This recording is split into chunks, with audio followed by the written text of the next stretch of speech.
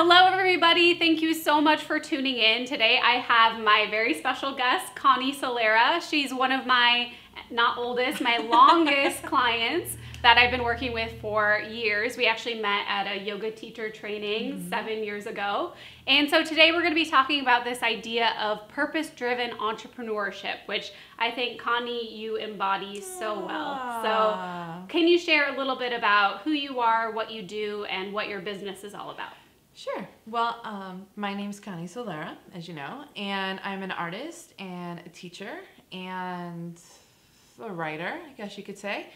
And I mostly run online programs and I take women, mostly painting all over the world. So I've been taking them to Mexico and Costa Rica, and I'm going to Sedona this year, and I just signed up to go to Ireland in 2020. Oh my gosh. I don't think my peeps even know that yet. So now the cat is out of the news. box. Yep. And I also run a program that Quinn has been so influential in, is 21 Secrets, which has been a huge program, and it's been going for almost 10 years, where I hire other artists to teach workshops around mixed media. And then I also run a mentoring program called Ignite and some other online painting courses. So many things. Lots of things. I do a lot of stuff, and somehow you always keep it going for me. Oh, well, I'm happy or kind to of help do that. keep track of it for me. Yeah. So. Well, I guess speaking of hashtag all the things that you have going on, do you find that there's some kind of common thread that connects them all? Is it, this idea of purpose, or is this idea of who you're serving? Like, what is that thread for you? Well, for me, it's absolutely about being who you uniquely are as an artist. And one of the brands that I have as part of my business is called Fearless Painting. And it's all about really being, like, owning who you are as an artist, where you are in your development. So, like, I work with artists that are all the way from, seasoned artists that went through art school to newbies. And my mission as a teacher is to help them truly be who they are and, like, kind of scratch away any of the conditioning or training they got and get to the essence of it. So a lot like what you do, as you're, but in design work. So where do you think that comes from? Like, personally, do you have experiences that have helped you kind of step into your own creativity, or like, why do you care so much about that? Well, that's a good question. There's a lot of reasons. Mostly because I really believe in artists, and ever since I was young, I've been lucky to always know I was an artist, and I was lucky to come from a family that supported that. That's important. So a lot of my clients, had somebody in their past that was either a parent or a relative or a teacher that kind of like strayed them away, and so I was lucky to have a family that supported it, that might not have fully understood it, but supported it. And so I just kind of really came away with loving artists and believing that it's possible. And so when I work with my students, that's the thing I really want them to feel, is that this is totally possible, and this is like your calling, that being an artist is not something that's cookie cutter. And, when you figure out what it is that calls you to be an artist, like not just even how you make your mark or create stuff, but like what your interest is, what you're curious about, I remember when I was young, I was in art school. This is kind of silly, but this is the best example. I was so into the color green, okay? Like super, super, super. And then I went to this concert, and the whole concert, they like put all these green lights on. I was like, oh my God, this is the most amazing thing. Yeah. For a whole year, all I did was paint green stuff. And I was so in love with it. Right. I sold so many paintings. It was the first time People loved it. People loved it because I was like, oh my God, do you know what green, blah, blah, blah, blah, blah. I could talk so much about green, and other people got hyped up and all excited on green. Right? Because they sensed how passionate you were. How passionate I was about green, about the color. And what I did when I went to that concert is I saw how it felt to be in all that green, that I painted. I was in my kitchen. I would put all these canvases around and tried to recreate that. And then people got that. They felt that. And that's what we do as artists. Like, we transmit that incredible energy you have inside you, that passion, that excitement for life, or whatever it is you're interested in, to others. And so that's, I think a lot of artists think, you know, they have to be this or do this. Right. And I think, nope, if you just go out there and like love green, people are going to get it, you know what Like I mean? turquoise, that's my color. Yeah, me too. I'm kind of far now. I'm way far. It's more purple. Yeah, purple, black and white. Yeah, absolutely. Wait, so you mentioned the cookie cutter experience that you've come to know as many people's idea of how to become an artist. Like I think we've spoken before about, you know, there's this expected path. Like you go to art school, you have your green period or whatever, and then you go to galleries and have exhibits, and then you start selling custom work and commission, and there's like almost like a journey that's expected of artists, which is kind of weird because artists shouldn't really be expected of anything. So do you find that your process, that your fearless painting and everything you do, is that more about providing a framework for the people that work with you so that they can find their own path, or how do you help them not follow the cookie cutter and be authentic to themselves? Like, what are the techniques? So that's really awesome, because when I started out in my 20s as an artist, I followed that path. I went to art school, I got a degree.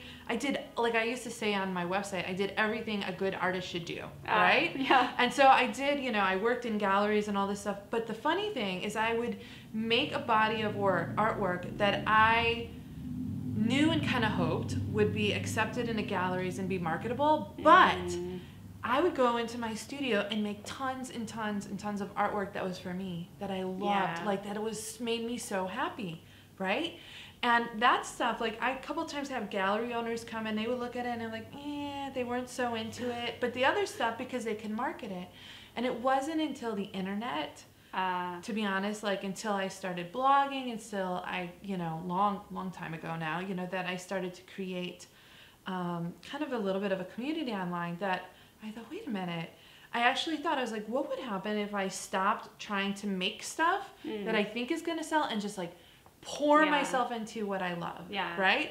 And it was incredible. Is like my business, my career shot through the roof, right? So my whole kind of philosophy or mission to help others actually comes from my own experience. Right. And so I don't have any formula or techniques to tell them other than like really trust where you're being called. Like really trust what gets you excited, really trust. And for some artists, really honestly, being in a gallery, doing all of that like thrills them and makes them, you know, that's okay and that's for them. totally cool. And that's not my gig, and I tried it and it's just not. And it was like scratching, you know, against a grain, that it didn't work so well for me. And it wasn't until I really allowed myself to be myself as an artist that I could find my niche, or find my rhythm to how to express that. Yeah, and it sounds like that's really how you help the women you work with, is to tell them, hey, follow your curiosity, follow what you're interested in, follow what piques that little thing inside of you. And I think that's just such an interesting thing, especially for any entrepreneurs who are watching, is just follow what you're curious about, see where that leads you, and maybe don't expect a certain result. And I think artists are really good at that, in terms of, hey, I'm really interested in green right now. Let me just like create a whole body of work around that. And I don't know where this is going to lead me, but this is what I feel called to express. Yeah, I think learning art helps you practice those muscles, for sure. I think there's still struggle and pressure to do it correctly or try to follow. And there's a lot of society pressure around that as well. And that's why I think it's also, as well as following your curiosity, but to be smart, and you teach me this through the years we've known you, is to like gain other skills that like are necessary. Like you still need to kind of learn how to draw or how to paint or do things like to further your craft. Right. You know, like the practical things. It's not like you throw them through the, you know, out the window. They're still important. But following, like really trusting your own path, I feel is the key to success. And I think that's been my key to success as an entrepreneur, because I have that same kind of like desire to just follow that thread. So we're talking about the creative process of art and how that relates to entrepreneurship and how you've built your business. So how do you make decisions in your business? Because I think this is a continual conversation that you and I have had anytime we talk about branding or web design or anything in your business. And I'm just curious about what process you go through internally to come to a decision. Windstar. And then change that decision 10 times and then come to another decision. So this is why I'm laughing, because probably out of my whole 10 years of being in business, Quinn has seen the most of me. Like you like our relationship is so vulnerable, at least for me, because you see my creative process, and I wish I could tell your lovely viewers that it's nice and neat and tidy, but Quinn will attest that it is not anywhere near that. That's how I like it, though. Yeah, well, so for me, I've learned over the 10 years especially that I'm this huge visionary. Like I can envision where I want things to be, how I want it to be. I can envision this huge dream world in a sense. And then what happens is I get really jazzed about that, and then I have to chip away at it. Oh, like bring it back down to kind of bring it back down a little bit, But then what happens is I really have to sit with things for a while, and I almost have to kind of move in that direction. Yeah. To realize, we might need to go. You kind of have to like test it, right? right? I kind of test. Yeah. Kind of not like put programs out and take them off. No, I'm not talking that, but. There's so much back and forth. I never make just a decision and say, okay, I'm going to do this. Right. And now we're going to move forward. And as Quinn knows, like I will say, okay, I have these great ideas. I'm going to do this. And then like maybe a month later, I'm like, we might hold off on that. Or we might do this. So for example, the best thing is the branding. Yeah. Okay? Well, that's been like a 3-year conversation. And it's still ongoing. It's still ongoing. But I feel like recently you came to a point of finding clarity. Huge amount. And it needed those 3 years of realizing, like 3 years ago, I knew something is shifting. Right. Something's changing and evolving. Because it's not just me, it's also like the relationship you have with your market or your students and like what their needs become. Like you grow and your market grows and all of that. So like trying to figure that out and also being true to myself, like what do I really want to do? Yeah. And also I built a business not really thinking long term. I just thought this will be fun to do, and this will be fun to do, and this will be. And then I had all of this stuff, and I was like, shit. Yeah, you've got like all this inventory almost. Yeah, and it a lot of some of it, as you know, like didn't fit anymore. Like here we are 10 years later, and it doesn't resonate like it did at one other time. Yeah. So for me, to be honest, I need time to keep going back and forth, and I need the safe space that you create where maybe you do, but I never feel judged when I'm like, okay, Quinn, we're not going to do this. Or Quinn, I feel like I usually come to expect it, in some form. Like not in a bad way. I just like know that that's how you work, and we work together so long that you put out an idea and I'm like, hey, Connie, you go think about it and like come back before I write up a contract or whatever. Yeah. Because I just know that's your process and it's different than my process, but I think that's what makes you successful in your own right. Like, and not by the trappings of what we normally call successful. It's the fact that you're continuously building your business in the way that feels authentic to who you are.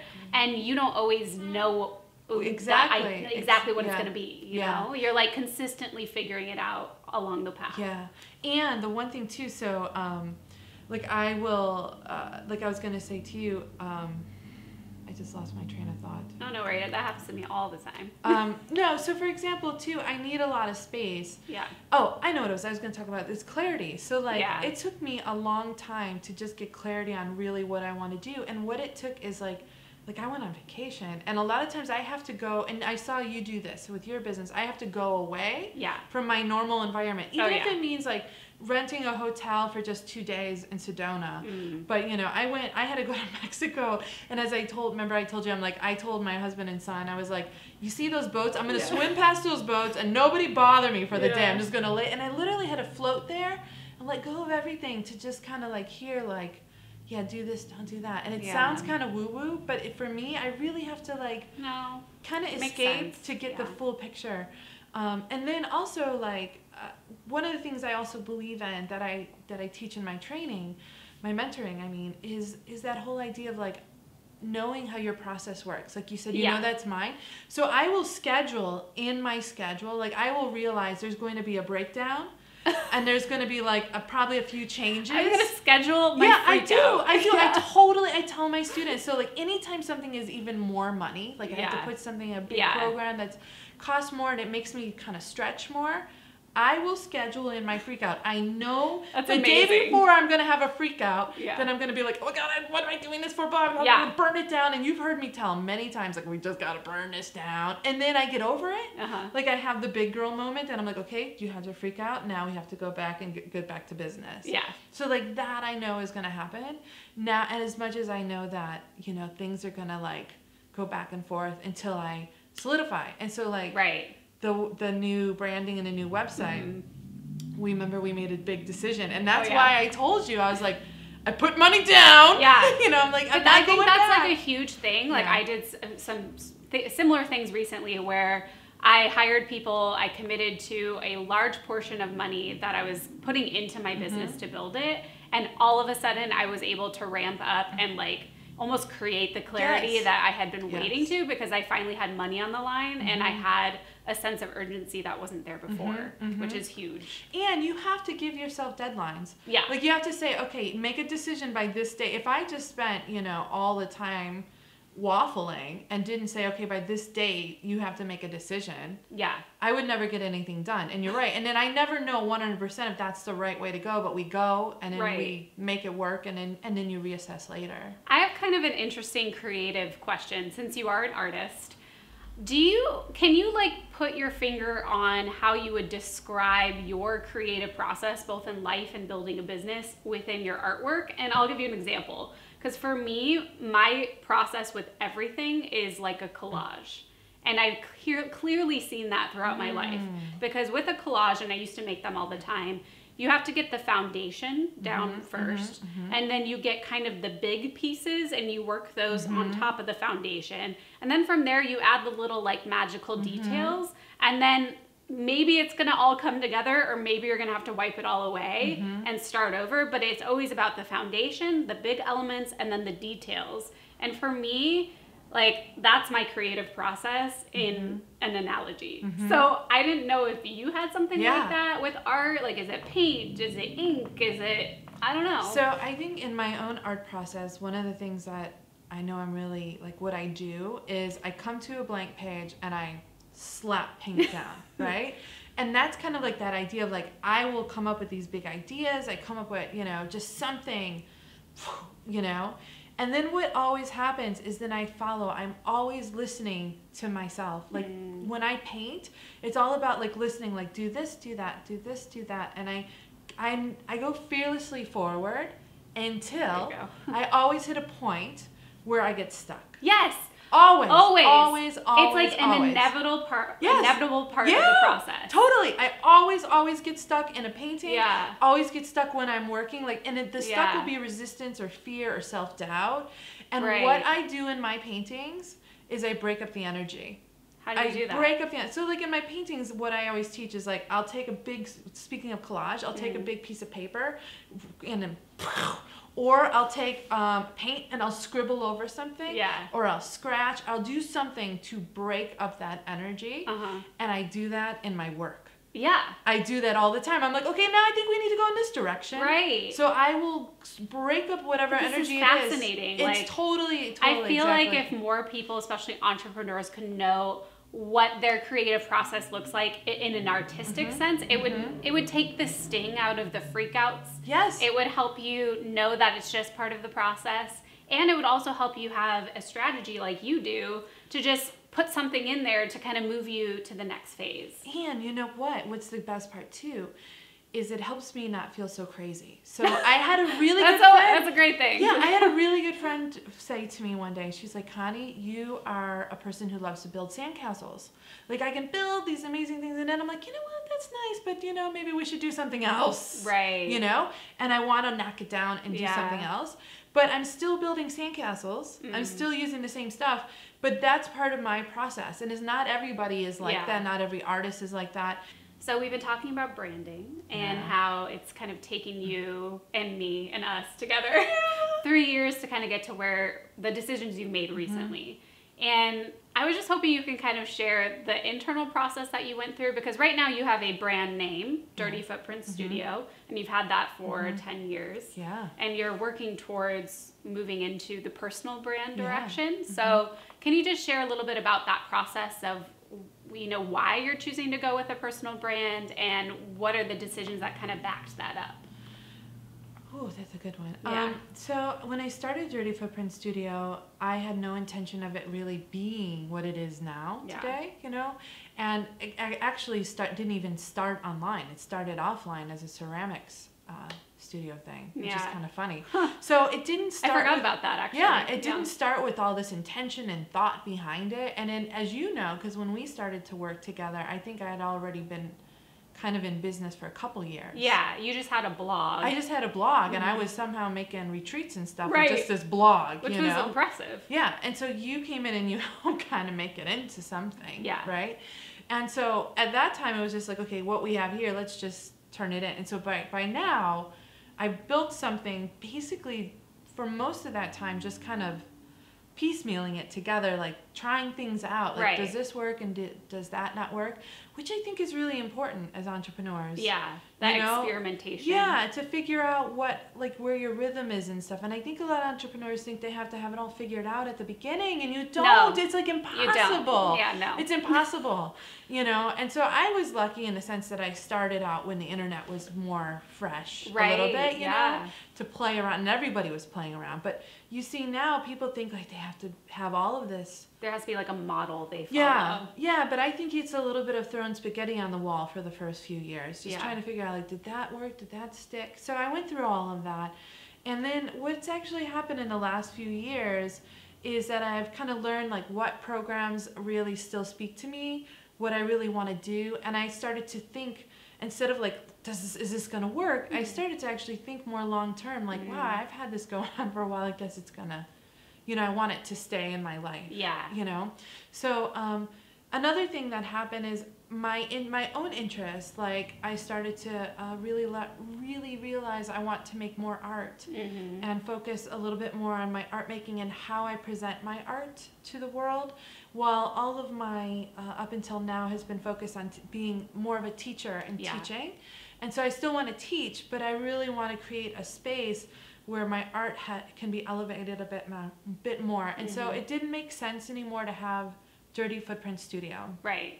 Because it doesn't fit. And so, like... But I think it took a while to get there. Oh gosh, it took a long time. Because I know we had conversations over a year ago, went back and forth with the brand name versus your name. And for a while, I was like, well, people really resonate with Dirty Footprints. And this is something that they feel emotionally connected to. I'm not ready to let it go. But like we were talking about at the beginning of this, about your purpose, about helping women step into their full expression as artists, I just think that's interesting how it's come full circle for you in this personal brand. Is you get to put yourself out there as the artist. You get to own your full expression.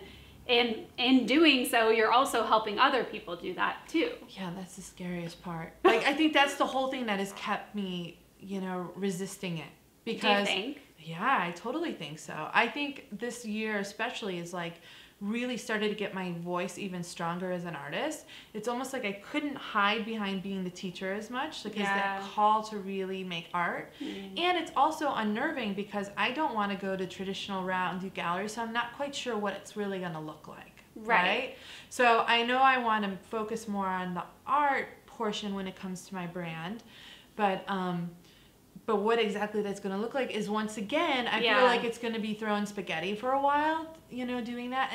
And still, what I'm lucky is I still have this wonderful business that's still going to be going on as usual with 21 Secrets and all those programs. But just shifting my focus. And so, like, as I said to you in our one meeting, that, for me to do this is me stepping into myself as an artist and not kind of like doing stuff to support the studio. Before it was Dirty Footprint Studio, and everything was kind of like focused on that, what that meant. And now it's like, well, what does it mean for me to be that artist? But I think that purpose and that mission now is even more powerful because you're practicing what you've preached for so long. I know. Like, you're finally saying, I've been telling you Yeah. to get out of your own way Yeah. and be creative and put yourself out there, and now you're fully Yeah. stepping into that on your own. And I think that message becomes so much more powerful because you embody it yourself. Yeah, and you know what's funny is I bet a lot of people see from looking in from the outside, they might not see any difference other than now it says that, but I feel different. Like to me, I mean, I've always been an artist and been doing it, but for me, something internally had to shift. Yeah. And I had to go through, and I'll be honest with you, I think this last year has been kind of mourning and letting go of like, you know, what could have been, what I did, like, you know, letting go of a huge part of my identity too.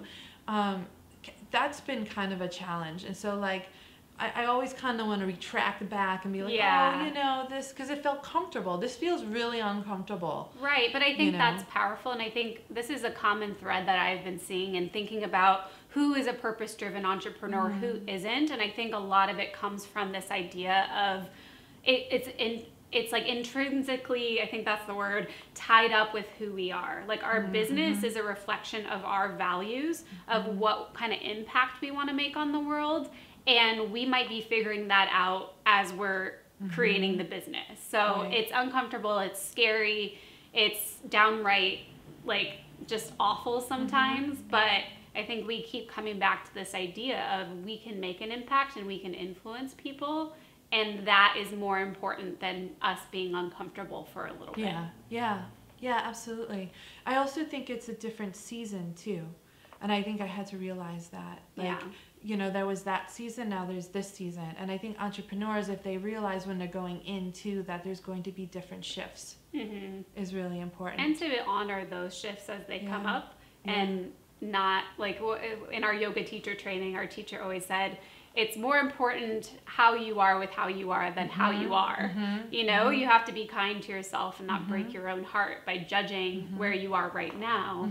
Just acknowledge it, move on if you can, and keep growing. Yeah, so the last time when I was in Mexico teaching, that's when it really hit me. Like, because I was watching my students and I get to talk to them and help kind of like, you know, mentor them into being full expressions of themselves as artists. And I was watching and kind of witnessing a lot of the fear there, and I was like, oh my God, this is me. Like, this is me mentoring me through you, you know? And so that process, and like, I love what you said, because I had to kind of be kind on myself that it's scary, you know, and to change anything, you know, especially when it's attached to your livelihood, brings up a lot of self-doubt, and you gotta, as an entrepreneur, you have to learn to dance with that self-doubt. Like, I don't think it ever goes away, you know, like you gotta kind of figure out that push and pull. I don't think it goes away. I think you get better at knowing when it's coming and how to manage it when it's happening. Because I talk with some clients, even in entrepreneurs who are newer, like in their first 2 to 3 years, and whereas they will have a freak out that feels like they're gonna have to give up. Like, I've been there so many times now that I'm like, you will get through it, or you won't. It's up to you. But just know that they're never going to stop coming, but you're going to be more aware of them, and then you can better respond and move through it quicker. Because you know you're in it when it's happening. Whereas in the beginning, you're like, what is this new thing in my life? And why am I scared of everything and crying all the time? Yeah, absolutely. And then for me, what was also is like, I was kind of jarred by it, because it's like, I think too, when you start to move in a bigger expression of yourself too, it does get a little, you think you like, oh, I got all that self-doubt under control, and then you get a whammy, you know, and you're like, okay. You just like hit a new level. You're like Mario, like exceeding to the new phase. Absolutely. But let's talk about more of like the business side, because you've mentioned that, well, this is my livelihood as well. And it's scary to take risks when you could be losing money or you have to invest a lot of money. So what have you done, especially with like 21 Secrets, to keep the things that are profitable and keep the things that sustain you, but also fund the big creative risks that you take? Well, I think, for myself personally, I think this has been part of the growth I've had to go through in these last 3 years, is that starting my business, never imagining that it was going to become what it is today, did everything. Yeah. You know, and up until I met you, I did all, you know, all the graphics and stuff. Yeah, and I mean, I did everything. And when I say everything, I mean everything, including accounting and, you know, taxes, all that stuff, every little thing part of the business. And as the business grew, I was still doing everything. And it was in these last couple years that I really realized for the business to grow and for me to grow creatively as an artist and an entrepreneur, I need to bring new people in. Yeah. Like, I have to grow. I need support. Yourself out of certain things. I have to take myself out. I mean, I remember a few years ago having to get, like, somebody to do bookkeeping. Was such a, like, yeah. Can I invest in this? And, like, I couldn't imagine my life without a bookkeeper. You know what I mean? Like, if I had to sit there and figure that stuff out, you know? Yeah. And just, you know, this year, what made me so happy is I got to invest more in you, you know? But if I had to do what you do for me, it would be like a mess, you know? And so bringing people in has been both unnerving, like kind of scary, and like when I hire somebody, I want to really make sure that I know that part of their livelihood depends on me. I want to make sure it's going to float and that it's going to really, you know, be something sustainable for them too. So that I take that really, I don't make it just lightly, you know? So bringing in people this year, I started to build a team around 21 Secrets because I felt the only way I'm going to step into myself more fully as an artist is if I start to hand over and delegate some of the work that has created the support around me. And so there's been a big learning curve around that. And but on the other hand, it's been super fun to work with people and have new ideas and you know, have things get done in ways that I would have never thought of before. And so, like, I hired Tanya this year, who's the creative director, and oh my gosh, like, she came in and just like, why don't we do this and this? And I'm like, oh my gosh, yeah, I've and never you might thought not of have that. ever seen that. Never ever would have thought of these things, and she's like totally elevated it incredibly. Yeah, you know, so that's been super exciting and fun, and it's brought more space to me creatively. Yeah. So I had to, I think, get support, and I think that's the biggest thing. And as an entrepreneur, it's, I don't know, at least for myself, it was very scary because, you know, just making that investment, because you get used to doing it on your own. At least I did. Well, and I think there's a sense of, I don't want anyone to take my baby away. Yeah, well, I forgot about that one too. Yeah, exactly. That took a lot. I mean, I've been through that this year too. I hired an assistant, not even full time, but up to like 10 hours a week, and she's been great. But, you know, leading up to that, it was the point of no return, really, where I said to myself, I'm doing things I shouldn't be doing. And I know there's someone who could help me scale my business if I could just let go of some of this stuff. And I still catch myself, even though she's been with me since June, I still catch myself working on things, and I have to stop myself and say, Quinn, like, this is not worth your time. And I don't mean to say that in a bad way, but it's like I have to put myself in a position to do the things that will help my business grow. And there's only certain things that I can do in that sense. And the other things I have to just let go. So I consistently have to gut check myself and say, and write a list in my notebook every week. Like, I did this, this, and this week. I shouldn't have been doing this. And a lot of that also comes down to planning. Like, for example, someone will ask me to do something and they need it within 2 days. And I will say yes. Or, that's me. but it's like, if I had a better plan and better schedule, I could be like, okay, I can get that to you by next Monday, and that means I can give it to my assistant to do, and then I have an extra day to review it.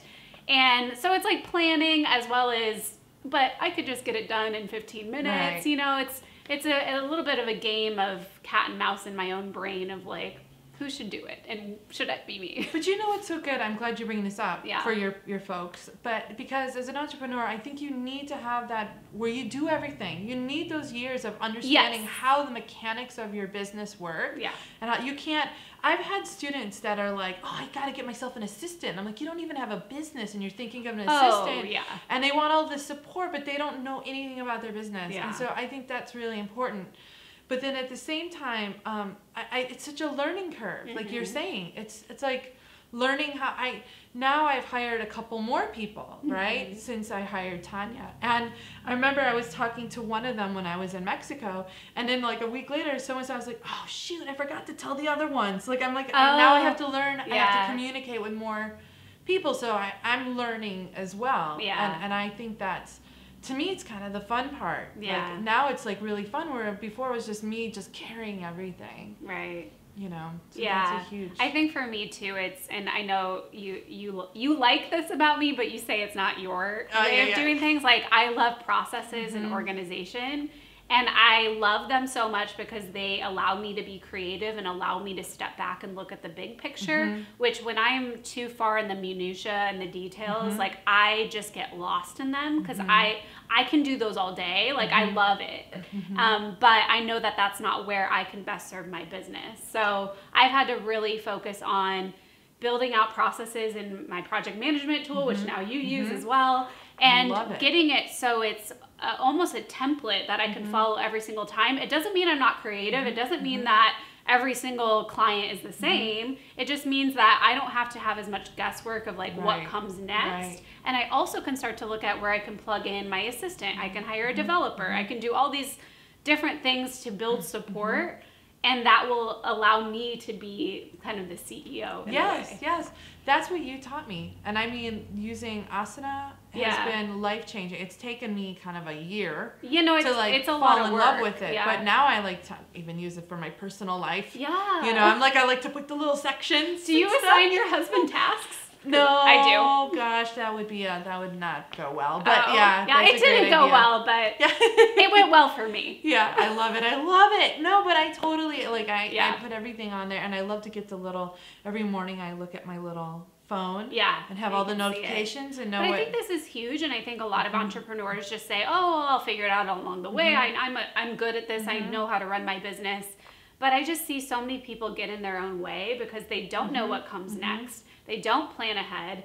And especially when it comes to marketing, like that is such a huge component of successfully putting yourself out there on social, on blog, on email, is planning ahead so all the dots are connected. So you're not just throwing things out there and someone gets this message, someone gets that message. Like, there really has to be a clear strategy behind it. Otherwise, it just will fall flat. Oh, yeah. No, I'm absolutely with you. And like, I'm always thinking at least 2 years ahead. And I mean, with 21 Actually, you Secrets, do that. You do plan really far out. I just don't have the tools until you've kind of introduced me. I don't have all the fancy asana, but now I'm starting to do that. I mean, but you're passionate about that stuff, you know? Like, I do it and I go out, done with my day. You go on Instagram and talk about it, you know? You love it so much. And so that's what I love it so much because I think it can help so many people, and it just pains me when I find out there's a client or an entrepreneur I know who's so stressed out and so burnt out because they just haven't been able to pull a plan together, and then they're sitting there wondering when their next paycheck is coming.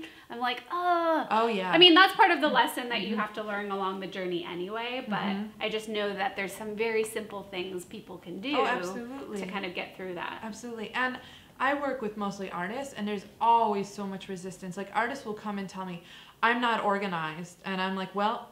Yeah, you say that. I at one time when I was younger, felt I wasn't organized, and I had to learn. You have to learn how to become organized, and I feel the benefits of learning and changing that story about yourself is so much better than going through, and I'm not organized, and then you waste all your time, you know, on things that could be done much more simpler. Yeah. And so I totally get that. So I guess to kind of wrap this up, I have a question, a big question of, you know, this idea of purpose-driven entrepreneurship, of someone bringing all their life experiences together like you have, understanding who they can uniquely impact and who they want to serve, like the women you serve.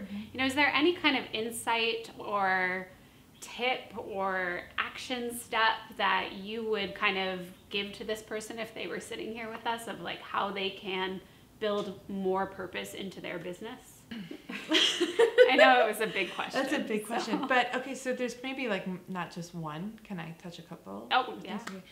So one of the first things that come to mind, believe it or not, is to stop looking at what other people do. I don't know why that's the first thing that kind of came to mind. For I think it's easy to see other people that are successful and kind of want to like lean towards whatever they're doing or that. And I found for myself that the more purpose-driven, like you say, I become, the less a concern I am with what's happening in my market or like my colleagues. And not that I don't love the people that I'm lucky to be peers with, but I really have to put up blinders, and especially as an artist, I tell, I was kind of blessed to go to art school at a time where there wasn't the internet. You couldn't go in your pajamas and look at other people's art. You had to like, find an artist and give them beer and go to their studio or something. You know what I mean? So like, it's really a different world where we have to put up some barriers sometimes. Right. Because it's so easy to compare, right? Yeah, well, and with the internet, it's so accessible now. Yeah. I do think I would just flip it though. Like, I agree, but then I also say it's a mindset shift that needs to happen, because you can look at others. Like, I read this book, it said envy is inspiration in disguise. So if you can look at someone without attaching yourself to what they're doing and comparing, but look at them almost like a scientific like experiment and be like, hey, what are they doing? Like, what are those key things I can pull out? And then how does that relate to me? And then use that as inspiration versus comparison. I think, because there's just so many entrepreneurs, especially like honestly in web design. I can't tell you how many websites I've gone to of web designers that have marble desks with like pink paper clips as like their photos. I'm like, literally everyone looks the same. I was like, what is the thing that differentiates you? And as long as you're, looking at the other people, but not in the way that it becomes a detriment, then I think it can be helpful. No, I agree. I absolutely agree. And I think you put it perfectly. And I love that you said about envy. I was just thinking that recently of somebody I was envious of. But that's perfect, because as soon as you feel that, you can be like, what is it that I'm envious of? What am I really like? Is it their audience? Is it their positioning? Is it their colors? Like, what is it? Exactly. So I use that too.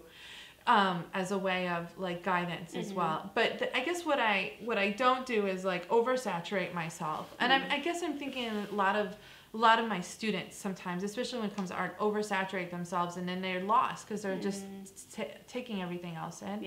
So that's one thing. The second thing, and what you said is, I couldn't have said it better. I didn't say it. Then the second thing I was also thinking is that I think it's really important to step back, like I said at the beginning. Like, you got to give yourself twice a year, no matter what, I go to Sedona by myself for a few days. And it's really for my business. And I will do kind of like you, I mind map. I bring huge things of paper and I just mind map the crap out of my ideas, Mind map, and then go have a nice drink somewhere and chill out. But do all of this stuff where I'm alone, to just me and my business. And I've been doing that since I started my business and I was a full-time teacher. Because I used to take off, like when I was a full-time teacher, I used to schedule my days off and do that for my business that I was trying to build on the side. So I've always done that. And no matter where it was, even if I couldn't afford it, I would figure out a way to afford that time. That's so powerful. I think so many of us, we work in our business all the time, but we don't work on it. And I think cultivating and carving out time just devoted to that, even if it means you're going to yoga and you're doing these things, but like you're just holding that in your mind over the course of a couple of days, and you never know what's going to come up out of those sessions. Like, I think I did that. I went to Tucson and I ended up coming up with the whole idea of purpose, of this create your purpose-driven entrepreneurship. Like, that wasn't a thing a year ago. And that just all came from me stepping back, thinking about what is the big picture of my business. And then basically from there, it was full steam ahead of like, okay, I did the thinking, I have the clarity. Now what can I build to bring this to life? And for me too, being in business is being in relationship with something. Do you know what I mean? So like, you have to take that time to go nurture that relationship. Like, in my normal life, it fits in with my family, with self-care, with friends, all of that. It's just like another thing that you need to go take it on a date or a vacation. You know what I mean? I like that. Take your business on a date. Exactly. So romance it a little. And I think for myself too, the last and final tidbit I would say is to really take care of yourself too, and all of that. And I found this last year, what has helped me give me the most clarity is actually investing in my own health. Like, I started working with a trainer and changing my diet and actually giving myself a cutoff. Like, I'm not going to allow my business take up all of my life. Right. It's so easy to do. Oh, it's especially when you love it. Yeah. You know, when you love it, you just want to do it all the time. Right. But it's also not so sustainable health-wise for myself. It wasn't. And so this year I made that conscious decision that my health was going to be number one priority. And that shifted things in my business, and it shifted the way I looked at it. And it helped me bring more purpose to my business because I could be strong in myself, if that makes sense. You know, like I could be more clear, I could be more present than just kind of like going.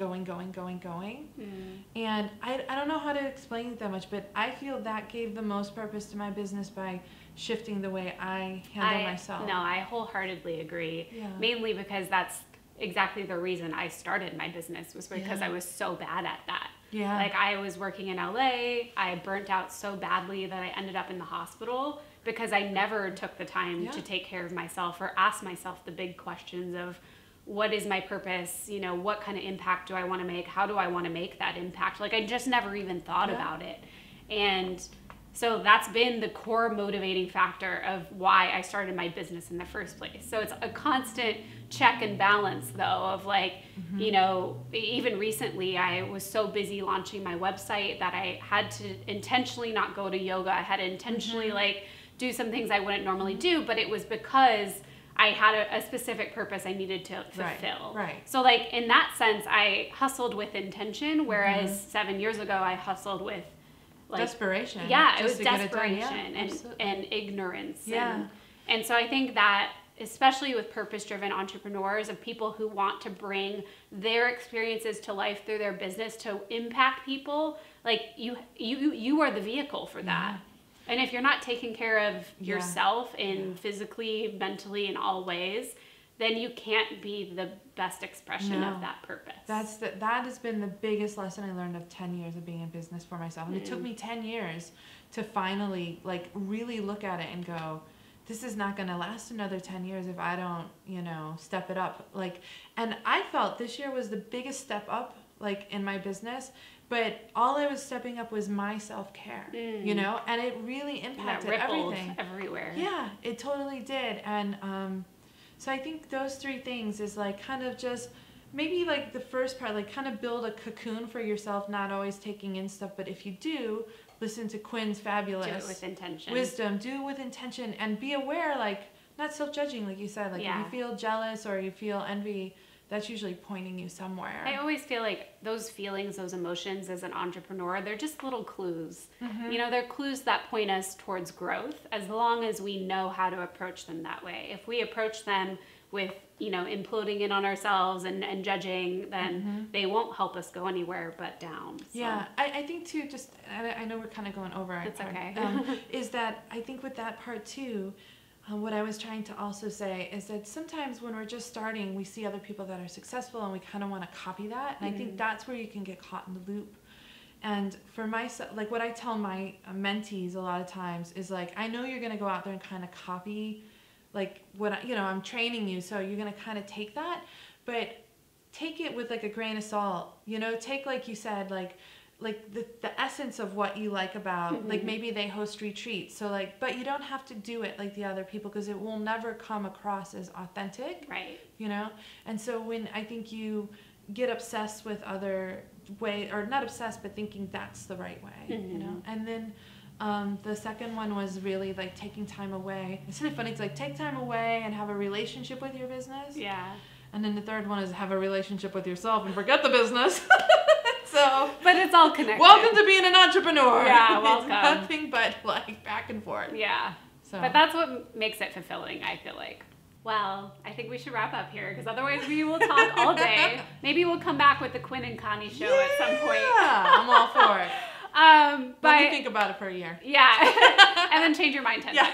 Yeah, it's okay. But you know, we were talking about creativity and just like being creative for creative sake as well. And I think this series of doing these like crazy videos is my weird creative thing. Like I'm just very curious about this idea of purpose-driven entrepreneurship, and I started seeing all these people in my life, all these clients, entrepreneurs I know that I felt like they were really driven by something deeper. So I just wanted to have candid conversations. I have no idea who's going to watch this.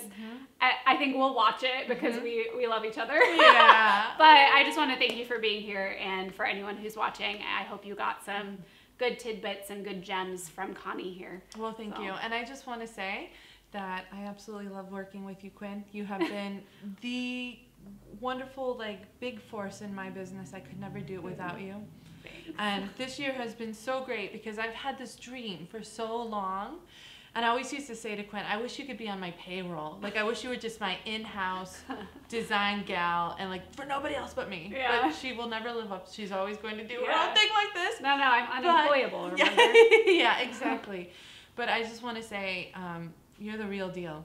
Thanks. And that means a lot. Like, and I've just, the thing I love about Quinn, and I know she wanted me to wrap up, but the thing I love working about Quinn is not only does she create this space for you to, reveal your creative process, but you're so intuitive. Like, you can pick up and you create these things that just really empower people. By working with Quinn and your process, you have empowered me. Like, I write Quinn these little notes at night, and I'm like, I just learned this about myself because of something you said on Instagram, And so I really want you to see for yourself too. Uh-oh. And your loving, amazing fans out there that that I highly recommend you. Oh, thanks. Yeah.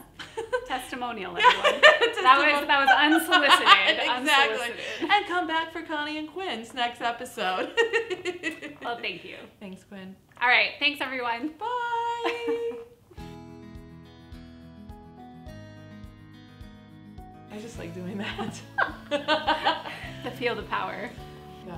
Wait, Well, we're I doing didn't hyped expect up? you to shake the tatas. What else am I gonna shake? My hair? I was thinking you'd do a little. It's hyping. We're hyping ourselves. We don't have a hype man, so. A hype man? Oh. What's a hype man? I don't know. I think it's a thing. Is that something like an influencer? It's one of those new things that kids all love. Well, I'm Connie Solera. Nice to meet you. Sorry. Okay. Go ahead. Should we start again? Should we?